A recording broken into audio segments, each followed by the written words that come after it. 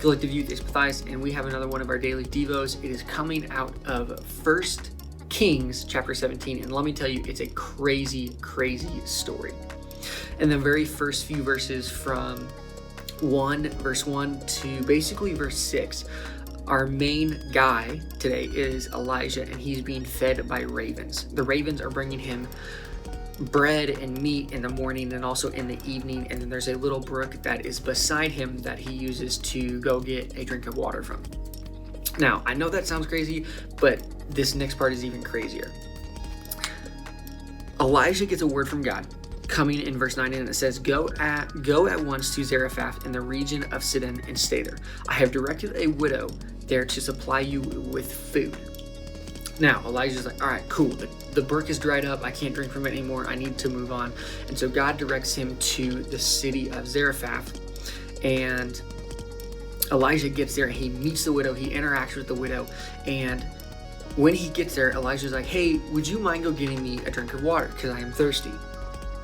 And so then the widow sees that. And as she was going to get it, she called out to him, Elijah called out to her again and said, and bring me a piece of bread too.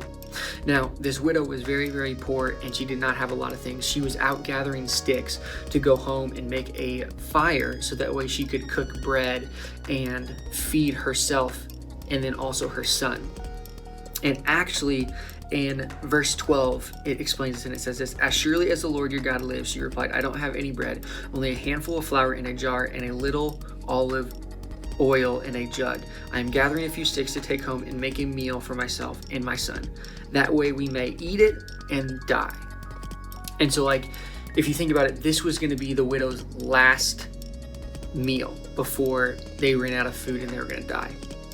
But Elijah says to her, he says this in verse 13, he says, don't be afraid. Go home and do as you have said, but first make me a small loaf of bread for me from what you have and bring it to me. Then make something for yourself and for your son.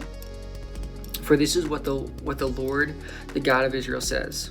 The jar of flour will not be used up, and the jug of oil will not run dry until the day the Lord sends rain on the land. Now, if you were Elijah, or if you were this woman, think about this from the woman's perspective first.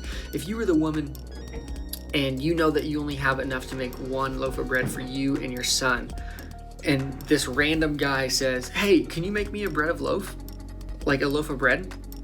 I would be like, what? No. I would absolutely say no, because I was like, I don't have anything. This is my last thing, and then I'm going to die. I want to go out with a nice loaf of bread.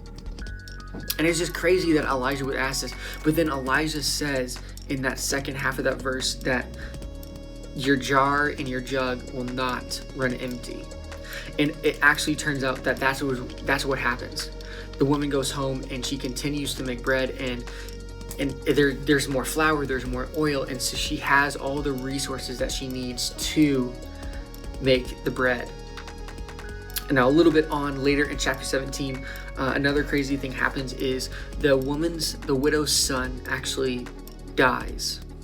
And Elijah is sitting in that living room, or that little area of their house, and he's just questioning God of why would this happen? Why did you bring me all the way over here to this region and to this city to have a son die? That doesn't make sense.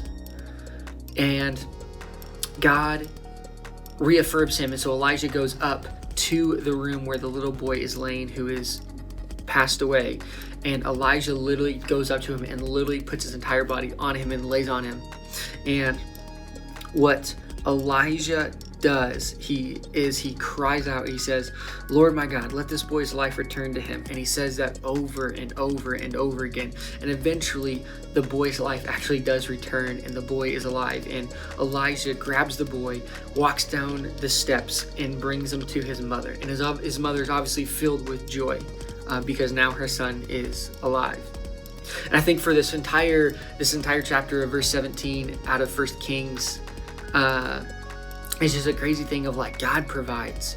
And I think it's really cool to see that not only in our own lives, but continue to seek God's purpose, and also knowing that, like, hey, whatever I get into, I know that God is going to provide for me in that situation. Collective Youth, I love you guys, and I will see you guys later. See ya.